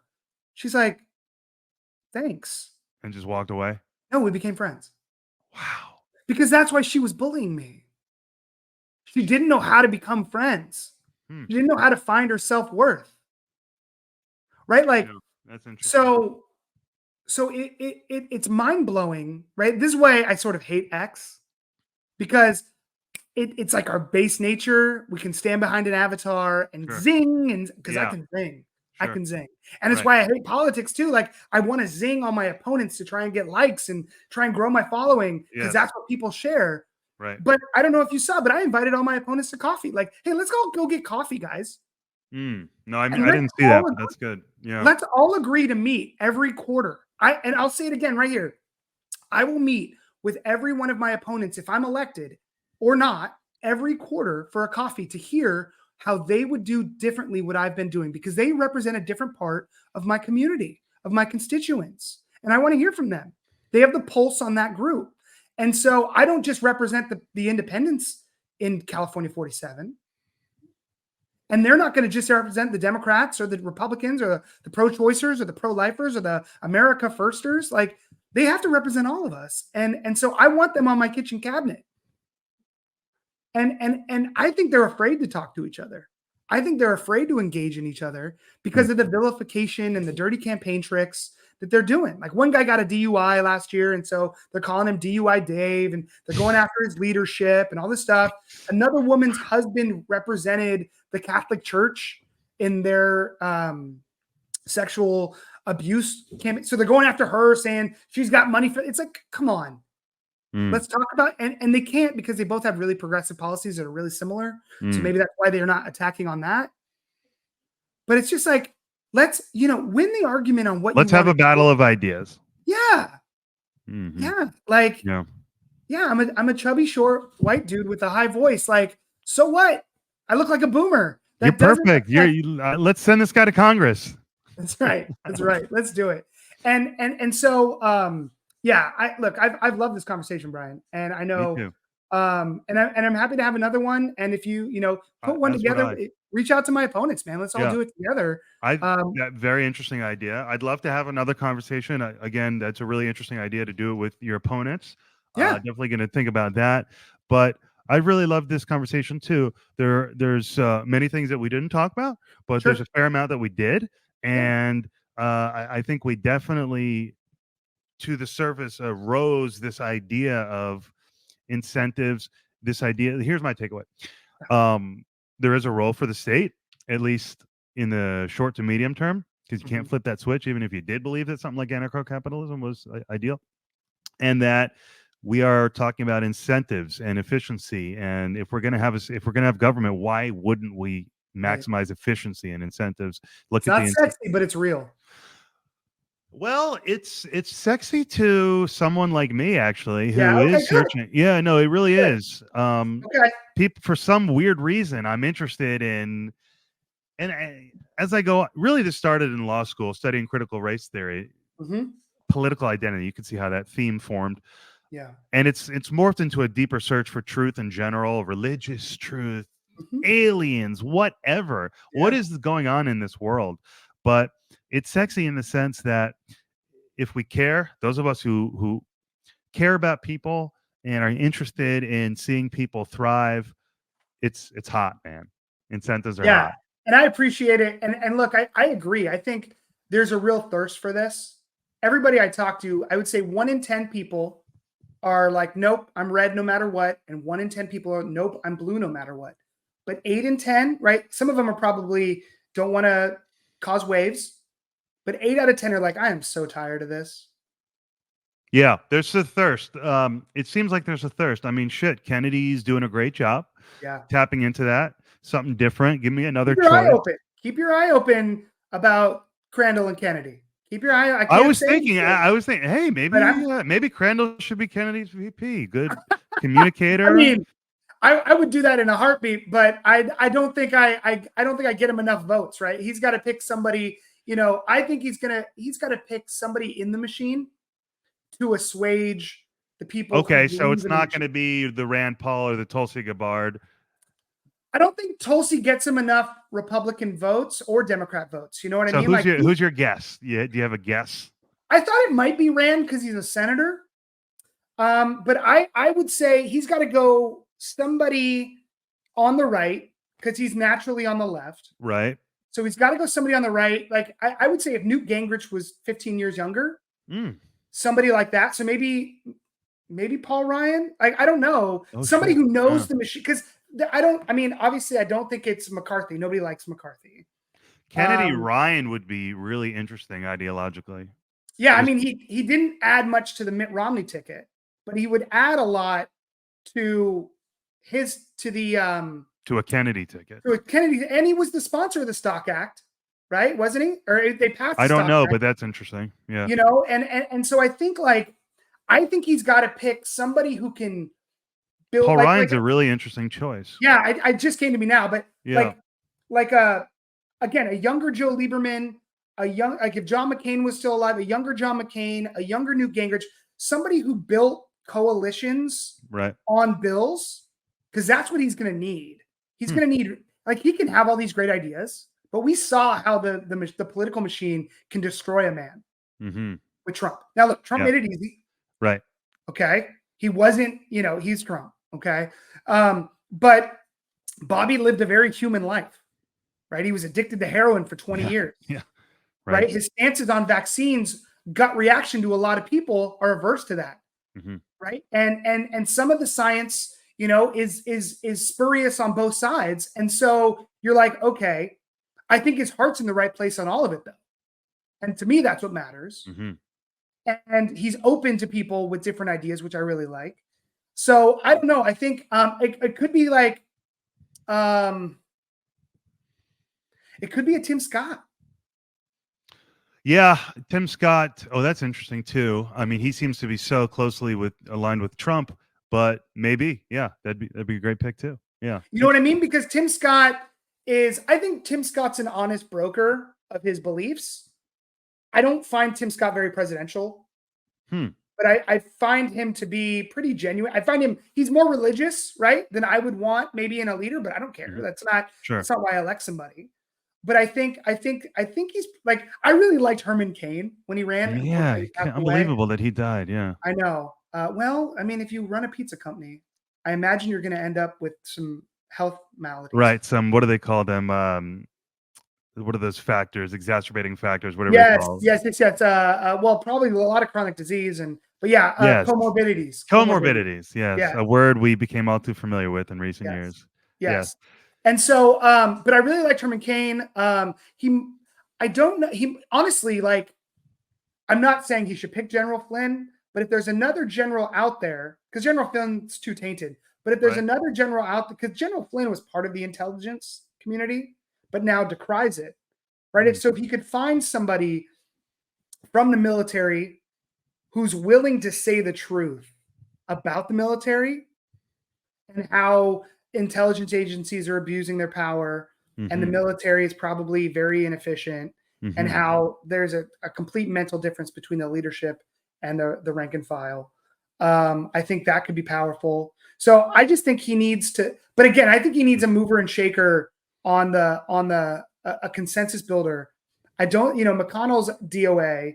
Oh I yeah. think I can't. I'm trying to think of what senator that is. Yeah. Um, I think I like. I mean, what if you picked Haley? Oh my God, that'd be crazy. But she'd have to drop out, obviously. Yeah, that's interesting too. But does she adequately represent someone who is an outsider? No, but Is she that's the too thing, is she right? too inside? Yeah. Well, and I could have seen like Andrew Yang as a Yeah, pick. he's being talked about, and that makes he's obviously not from the right, so that doesn't No, that doesn't fit solve that that. category for me. And I also don't. Andrew doesn't have. I mean, no offense to Andrew, I like what he's tried to do, but he does not have a legacy of winning. Mm, You know, he doesn't have he couldn't pull out any of the races he's in. He's backed a lot of the. I wouldn't necessarily want that. Just not right. that he like cursed or something, but just Sure. the narrative Yep. that would go. Oh, he Right. picked another one of the right. So, Right. um, you know, Biden for Obama, Biden was a pick that could go whip up votes, Right. go close the old guard in the House and Senate. Hmm. And I feel like that's what Bobby needs. So maybe it's like Massey, you Right. know. I've heard some scuttlebutt, there. I think maybe it's but again, I think it has to be somebody with some bona fides at closing the deal with Democrats. Interesting. Yeah. Right. And I don't know how many elder stateswomen and statesmen there are in the House over the Right. last 20 years, right? In the House or Senate, those Exactly. people died out. Yes, it feels that way. Not that I was alive for previous generations, but it does feel like that pool of potential people that we're describing is smaller than it might have been in years past. Yeah, like if John McCain had picked Joe Lieberman as his running mate instead of Sarah Palin, Game over. well, no, look, I worked for McCain during that campaign. Um, Oh, you did. and I mean, I was like a full time unpaid. There was no overcoming Obama potentially. Well, our internals had us even right before McCain shut down the campaign for like a week because of the economy. Right, the stock market had the problem, the bubble burst in the housing market. But that race was I'm a Mac and I'm a PC. Are you old enough to remember those commercials? Hardly, not really. So there's this, charming young man. I forget the actor's name. Is it Noah something? I don't remember his name, but he's this hip Mac, and then there's like this nerdy kind of heavy, basically me with glasses and less Right. hair. Right. And he's the PC, right? He's this useful thing versus this sexy thing. And that was Barack Obama and John McCain. And I never thought a Republican could win after 8 years of Bush. Right. The country was tired of Right. Republicans. McCain got close up until that. And so, but so I think it was that race was sort of I'm a Mac versus I'm a PC, sexy change versus Right. useful, maverick problem solver. Okay, I don't know. And so, but yeah, but I think a he needs a machine politician on his team somehow, but that isn't tainted. So those are Yeah. really hard to find. Yeah. Yep. Interesting. Well, I think he's going to be making. He hinted that he might be making that announcement. I don't know. There's some incentive coming up for him within his campaign to announce soon. I think is what I read. So we may be getting that I'm in. hopeful he does. Yeah. Yeah. Well, Terry, the human PC, Crandall. Thank you. Wait, Thank no, you. So, can I be something else? At least no. can I be an Android phone, even though I don't I have All an right. Apple? We'll bring you. You're a Google Pixel. Terry the I'll take Pixel. it. Listen, Useful, but not as sexy. no, I'm so grateful for your time and for this conversation. I really enjoyed it. Look, this is what I'm doing. I'm talking to people who can offer me guidance, and you did, and I'm really grateful. Cool. and another notch on my bedpost, so to speak, right? Okay. Trying to tack my political identity together. Right. And Right. actually, not just another notch. My first independent, really. I've Awesome. spoken to some progressive, some conservatives, a lot of libertarians, but no independents. So this was actually really helpful to me. Awesome. Yeah. Yeah. Look, I mean, I think all these solutions are testable. So why aren't we testing them? Why are we just Mm, arguing? Right. yep. So Last question off the top of your head. Let's UBI. Is there an argument for it? 100% because of that thing I told you that happens to you when you get benefits, the alienation, the insecurity, right? So if all of us get a check, right? I think a lot of that falls away. Oh, So interesting. that's why I'd be for it. And I think as a member of Congress, I would be willing to support test run of UBI in 5 U.S. states. They would have to be from 4 different areas, right? So we would need the West Coast, we would need the Northeast, we would need the Deep South, and we need the Midwest. And then, so 4 or 5 states where we could see how it, because all those states are so different. There's a reason we have 12 federal reserves all over the country, right? It's those economies are so different that I think we need to test it in each to see if it's effective. Hmm. And okay, that was the penultimate question. The final question is Federal Reserves. So they're not evil entities, or are they? Didn't sound like it based on the I mean, the description you creature from gave. Jekyll Island is a compelling story. And I always tell to get my students engaged, I'm like, do you guys like conspiracy theories? Go learn about the Feds and the Rothschilds and Right. all that stuff. And that doesn't Um, occupy much space in your professional well, mind, no, though, as a politician. look, every day that goes on, and every day our government is more and less effective.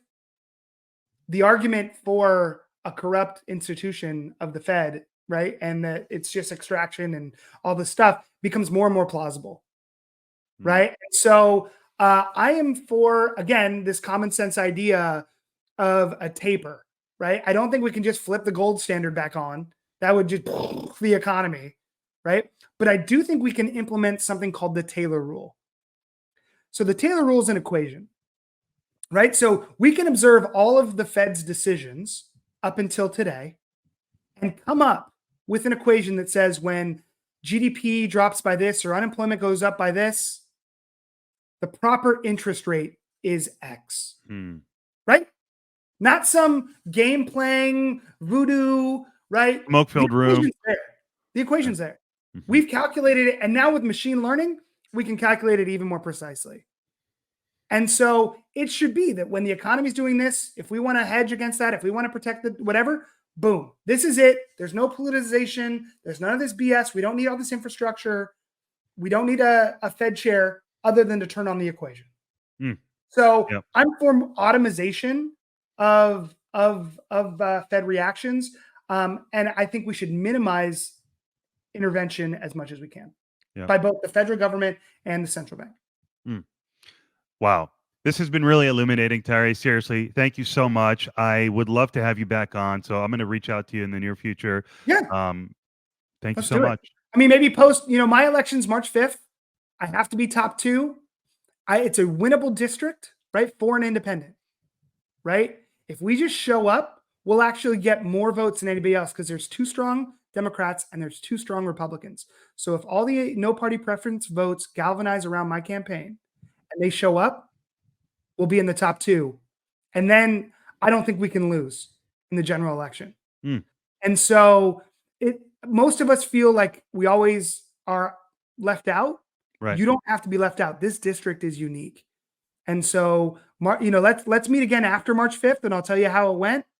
Because until then, it's 20 hours a day working on this campaign, knocking on doors, shaking hands, and meeting the people in my district. And I'm going to say it again because I cannot tell you how much I appreciate your time. Hey, this was Thank fun. you. Thank This you. was It was. I'm going to get right to posting this. You've converted me into a supporter, and so I'm going to go do my job and go spread the word.